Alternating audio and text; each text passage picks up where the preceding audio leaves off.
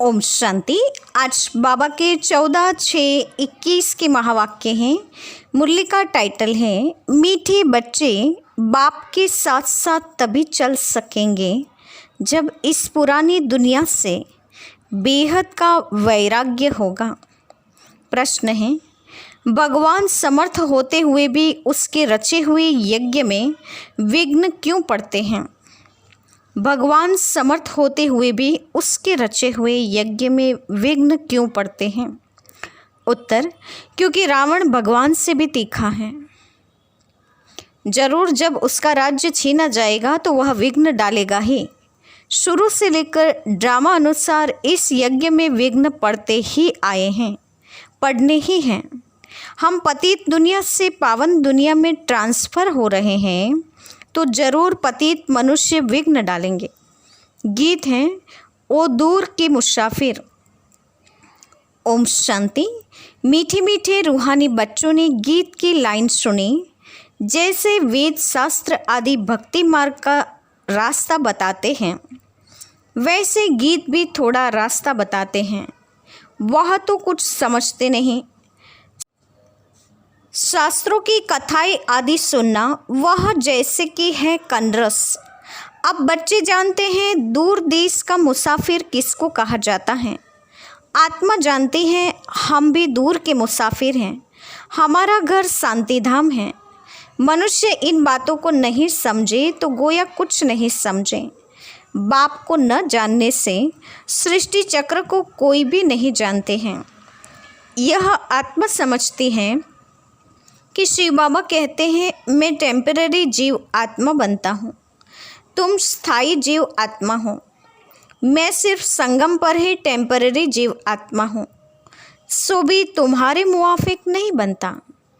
मैं इस जीव में प्रवेश करता हूँ अपना परिचय देने, नहीं तो तुमको परिचय कैसे मिले। बाप ने समझाया है रूहानी बाप एक ही हैं जिसको शिव बाबा अथवा भगवान कहते हैं, दूसरा कोई नहीं जानते। इसमें पवित्रता का भी बंधन है। बड़े ते बड़ा बंधन है अपने को आत्मा समझना। जिस दूर के मुसाफिर पतित पावन को भक्ति मार्ग में याद करते हैं, वह रूहानी बाप समझाते हैं कि मैं सबको ले चलूँगा, किसको भी नहीं छोड़ूंगा। वापिस तो सबको जाना है, प्रलय भी नहीं होनी है। भारत खंड तो रहता ही है, भारत खंड का कभी विनाश नहीं होता है। सतयुग आदि में सिर्फ भारत खंड ही रहता है।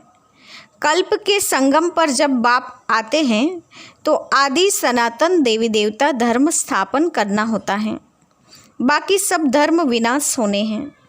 तुम भी आदि सनातन देवी देवता धर्म स्थापन करने में मदद कर रहे हो। तो गीत सुना, कहते हैं बाबा हमको भी साथ ले चलो। बाप कहते हैं ऐसे साथ में चल न सके जब तक पुरानी दुनिया से वैराग्य न आए। नया मकान बनता है तो पुराने से दिल टूट जाती हैं। तुम भी जानते हो यह पुरानी दुनिया ख़त्म होनी है, अब नई दुनिया में चलना है। जब तक सतोप्रधान नहीं बनेंगे तब तक सतोप्रधान देवता देवी बन नहीं सकेंगे। इसलिए बाबा बार बार समझाते हैं अपने को आत्मा समझ बाप को याद करते रहो। सद्गति करने वाला दूर का मुसाफिर एक ही आया हुआ है, उनको दुनिया नहीं जानती, सर्वव्यापी कह दिया है। अभी तुम बच्चे नंबरवार पुरुषार्थ अनुसार जानते हो कि हम शिव बाबा के संतान हैं। आते भी हैं तो समझते हैं हम बाप दादा के पास जाते हैं, तो यह फैमिली हो गई। यह है ईश्वरीय फैमिली। किसको बहुत बच्चे होते हैं तो बड़ी पलटन हो जाती हैं। शिव बाबा के बच्चे जो इतने बीके भाई बहनें हैं, यह भी बड़ी पलटन हो गई हैं। ब्रह्मा कुमार कुमारियाँ सब जानते हैं हम बेहद के बाप से वर्षा लेते हैं। शास्त्रों में दिखाते हैं पांडवों और कौरवों ने खेल खेला, राजाई दाव में रखी। अब राजाई न कौरवों की है न पांडवों की है, ताज आदि कुछ भी नहीं है। दिखाते हैं उनको शहर निकाल मिला, हथियार आदि छिपाकर जाए रखा। यह सब है दंत कथाएं। न पांडव राज्य हैं न कौरव राज्य हैं, न उन्हों की आपस में लड़ाई चली है। लड़ाई राजाओं की लगती है। यह तो भाई भाई हैं। लड़ाई हुई है कौरवों और पांडवों की। बाकी भाई एक दो को कैसे ख़त्म करेंगे। दिखाते हैं पांडव कौरव लड़े, बाकी 5 पांडव बचे और एक कुत्ता रहा, वह भी सब पहाड़ पर गल मरे। खेल ही खलास, राजयोग का अर्थ ही नहीं निकला। अभी तुम बच्चे जानते हो, बाप कल्प कल्प आकर एक धर्म की स्थापना करते हैं। बुलाते भी हैं, हे पतित पावन बाबा आओ, आकर पतित से पावन बनाओ। सतयुग में सूर्यवंशी राजधानी ही होती है। ब्रह्मा द्वारा विष्णुपुरी की स्थापना हो रही है। अब बाप आए हैं तो उनके डायरेक्शन पर चलना है। कमल पुष्प समान पवित्र रहना है। कन्याओं को तो नहीं कहेंगे कि गृहस्थ व्यवहार में रहते कमल फूल समान रहो, वह तो है ही पवित्र। यह गृहस्थियों के लिए कहा जाता है। कुमार और कुमारियों को तो शादी करनी ही नहीं चाहिए, नहीं तो वह भी गृहस्थी हो पड़ेंगे। कुछ गंधर्वी विवाह का नाम भी है। कन्या पर मार पड़ती है तो लाचारी हालत में गंधर्वी विवाह कराया जाता है। वास्तव में मार भी सहन करनी चाहिए, परंतु अधर कुमारी नहीं बनना चाहिए। बाल ब्रह्मचारी का नाम बहुत होता है। शादी की तो हाफ पार्टनर हो गए। कुमारों को कहा जाता है तुम तो पवित्र रहो। गृहस्थ व्यवहार वालों को कहा जाता है गृहस्थ व्यवहार में रहते कमल फूल के समान बनो। उन्हों की है मेहनत होती है। शादी न करने से बंधन नहीं रहेगा। कन्या को तो पढ़ना है और ज्ञान में बहुत मजबूत रहना है। छोटी कुमारियाँ जो सगीर हैं उनको तो हम ले नहीं सकते, वह अपने घर में रहकर पढ़ सकती हैं। माता पिता ज्ञान में आए तो सगीर को ले सकते हैं। यह तो स्कूल का स्कूल है, घर का घर है और सत्संग का सत्संग है। सत माना एक बाप, जिसके लिए ही कहते हैं ओ दूर की मुसाफिर। आत्मा गोरी बनती है। बाप कहते हैं मैं मुसाफिर सदा गोरा रहता हूँ, प्यूरिटी में रहने वाला हूँ। मैं आकर सभी आत्माओं को पवित्र गोरा बनाता हूँ, और तो कोई ऐसे मुसाफिर है नहीं। बाप समझाते हैं मैं आया हूँ रावण राज्य में, यह शरीर भी पराया है। तुम्हारी आत्मा कहेगी यह हमारा शरीर है। बाबा कहेंगे यह हमारा शरीर नहीं है, यह इनका शरीर है। यह पतित शरीर हमारा नहीं है। आते ही हैं इनको बहुत जन्मों के अंत के जन्म में। जो नंबर 1 पावन था वही नंबर लास्ट अर्थात अंत में विकारी बनते हैं। पहला नंबर 16 कला संपूर्ण था, अब कोई कला नहीं रही है। पतित तो सब है ही। तो बाप दूर देश का मुसाफिर हुआ ना। तुम आत्माएं भी मुसाफिर हो, यहाँ आकर पार्ट बजाती हो। इस सृष्टि चक्र को कोई नहीं जानते हैं। बल कोई कितना भी शास्त्र आदि पढ़ा हो, परंतु यह ज्ञान कोई नहीं दे सकते। बाप समझाते हैं मैं इस तन में प्रवेश कर इन आत्माओं को ज्ञान देता हूँ। वह तो मनुष्य को शास्त्रों का ज्ञान देते हैं, वह हो गए भगत। सद्गति दाता तो एक ही हैं, वही ज्ञान का सागर हैं। उनको न जानने के कारण देह अभिमान आ जाता है। वह कोई यह तो समझाते नहीं हैं कि अपने को आत्मा निश्चय करो, आत्मा पढ़ती हैं। यह कोई समझाते नहीं हैं क्योंकि देह अभिमान है। अभी दूर का मुसाफिर तो शिव बाबा को ही कहेंगे। तुम जानते हो हम 84 जन्म का चक्कर लगा चुके हैं। बाप कहते हैं 5000 वर्ष पहले भी समझाया था कि बच्चे तुम अपने जन्मों को नहीं जानते हो, मैं जानता हूँ। गीता में आटे में लून मिसल कुछ है, वही गीता का एपिसोड है। वही महाभारत की लड़ाई है, वही मन मनाभव मध्याजी भव का ज्ञान है। मामेकम याद करो, लड़ाई भी बरोबर लगी है। पांडवों की विजय हुई, विजय माला विष्णु की गाई जाती है। शास्त्रों में तो दिखाया है पांडव गल मरे, फिर माला कहाँ से बनी? अब तुम समझते हो कि हम विष्णु की माला बनने यहाँ आए हैं। ऊपर में है पतित पावन बाप, उनका यादगार चाहिए ना। भक्ति मार्ग में यादगार गाया जाता है। कोई 8 की माला, कोई 108 की माला, कोई 16,108 की बनाई है। गाते हैं चढ़ती कला तेरे भाने सर्व का भला। अभी तुम जानते हो हमारी चढ़ती कला है। हम चले जाएंगे अपने सुखधाम, फिर हम वहाँ से नीचे कैसे उतरते हैं, 84 जन्म कैसे लेते हैं, ये सारा तो ज्ञान तुम्हारी बुद्धि में है। यह ज्ञान भूलना नहीं चाहिए। हमारे सब दुख दूर करने, श्राप मिटाए, सुख का वर्षा देने बाप आया है।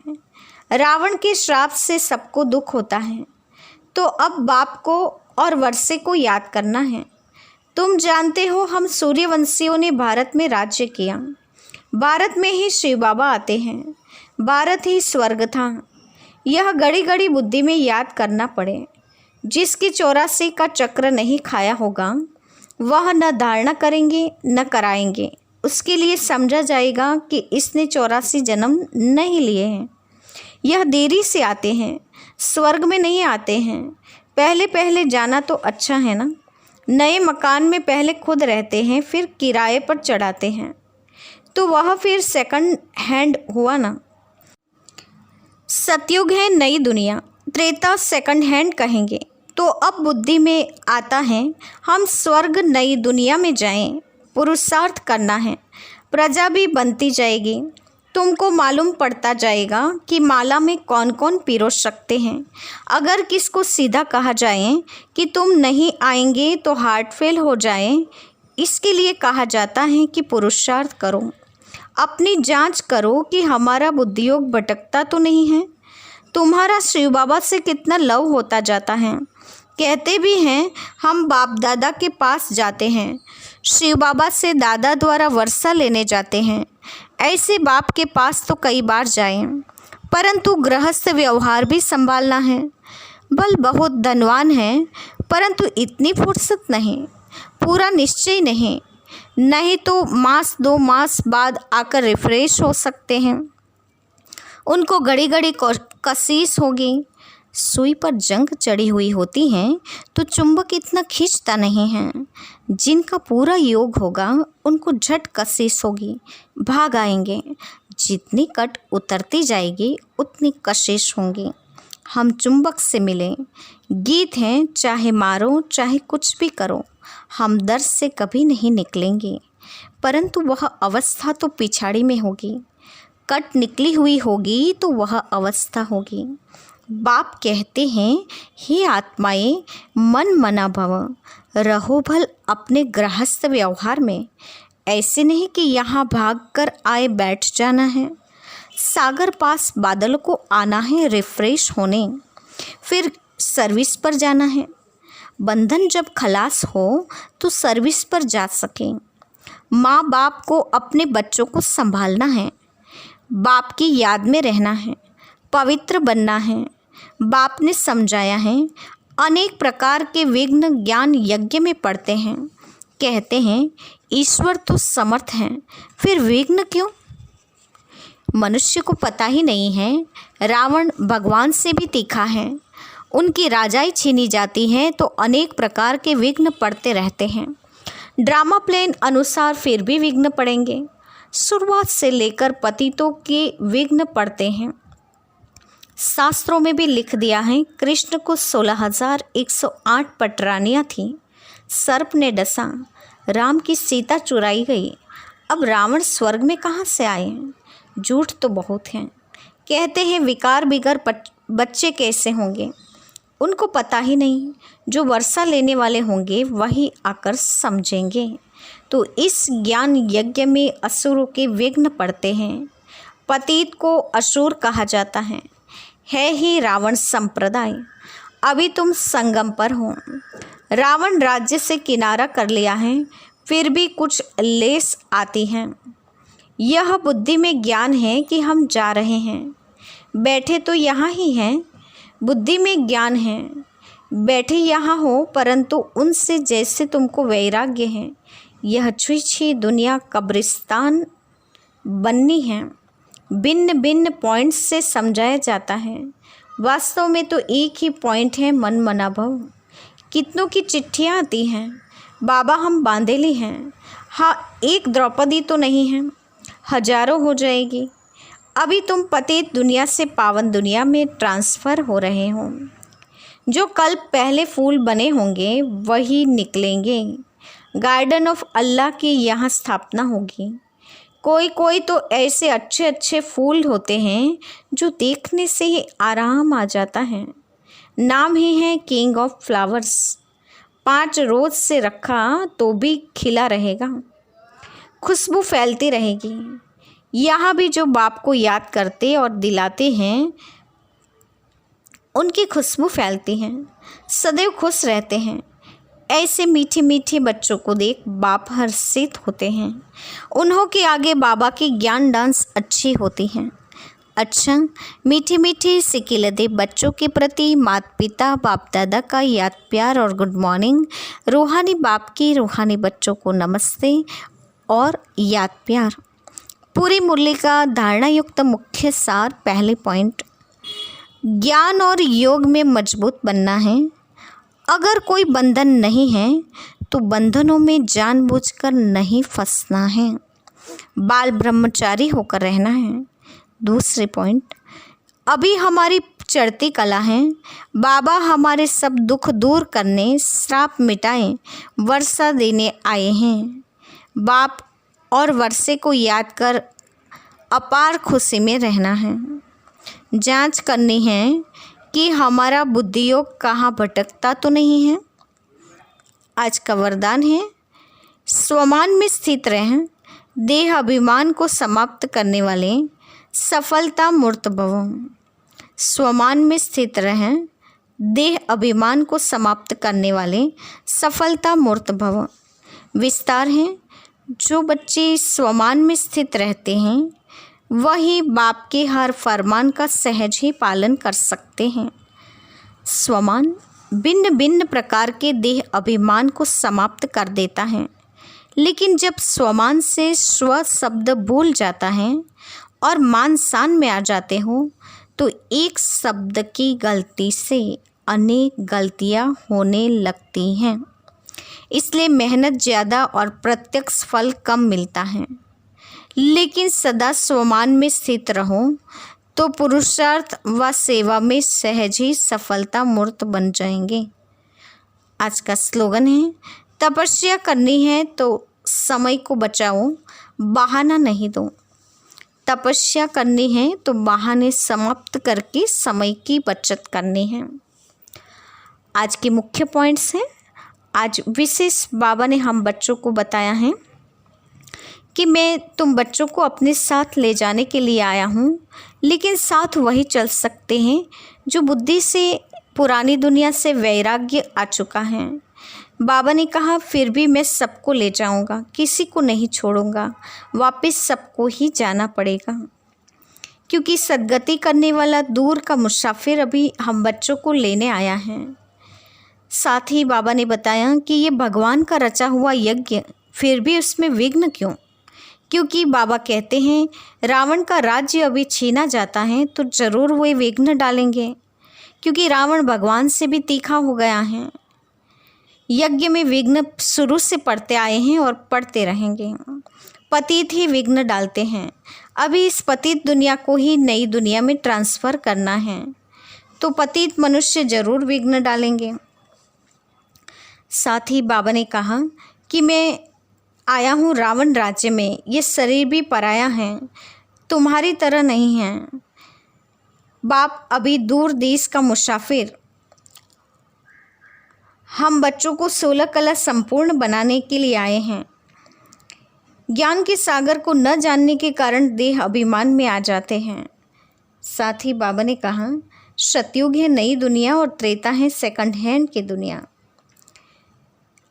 माला का भी बाबा ने गायन बताया कि माला 8 की 108 की और 16,108 की भी बनाई जाती हैं। तो अभी बाप भक्ति मार्ग के यादगार में ऐसी माला बताते हैं। तो कहते हैं चढ़ती कला तेरे भाने सर्व का भला। तो बाप अभी हम सब का भला करने के लिए आए हैं। रावण श्राप दे हमें दुखी बनाते हैं। बाबा ने कहा अंत में तुम्हारी अवस्था को मजबूत बनाना है, गृहस्थ व्यवहार में रहकर पवित्र रहना है, सर्विस भी करनी है। बाकी बाबा ने कहा कि खुशबू फैलानी है अपनी रूहानियत की, सदैव खुश रहना है, औरों को भी हर्षित रखना है। बुद्धियों कहाँ भटकाना नहीं है और स्वमान में स्थित रहेंगे तो देह अभिमान समाप्त हो जाएगा। तो बाबा ने कहा मान शान से भी दूर रहना है तो प्रत्यक्ष फल की प्राप्ति होगी, सफलता मूर्त बन जाएंगे। और तपस्या यदि करनी है तो समय की बचत करेंगे और बहाना नहीं बनाएंगे। अच्छा, ओम शांति।